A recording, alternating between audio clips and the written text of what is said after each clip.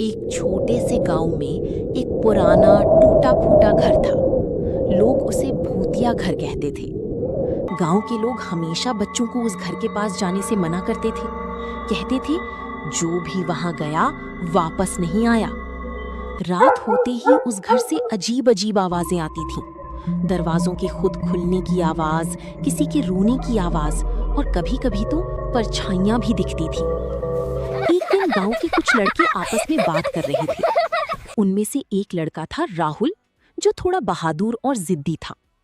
उसके दोस्त ने उसे चैलेंज दिया, अगर तू सच में बहादुर है तो आज रात उस भूतिया घर में जाकर दिखा।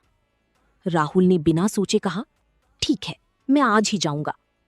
रात की 12 बजी राहुल अकेले उस भूतिया घर की ओर चल पड़ा। चारों तरफ सन्नाटा था। हवा तेज चल रही थी। पेड़ों की पत्तियां अजीब आवाज कर रही थीं। जैसे ही उसने घर का दरवाजा खोला, चर की डरावनी आवाज आई। अंदर पूरा अंधेरा था। राहुल ने टॉर्च निकाली और अंदर कदम रखा।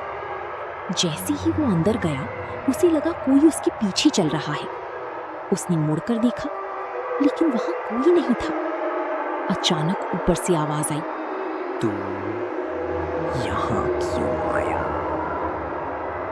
राहुल डर गया, लेकिन खुद को संभालते हुए बोला, कौन है वहां?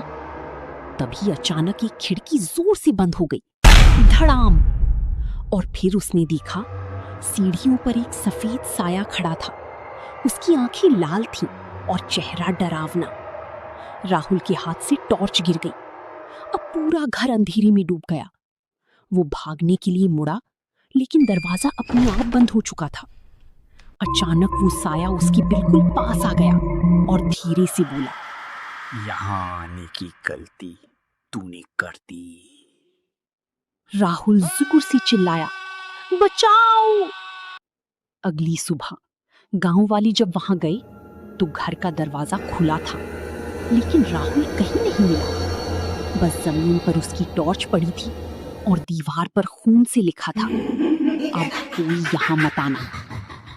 मॉरल ऑफ द स्टोरी, बड़ों की बात हमेशा माननी चाहिए, क्योंकि उनके अनुभव हमें खतरों से बचाते हैं। भाई, इस चैनल को लाइक और सब्सक्राइब करो।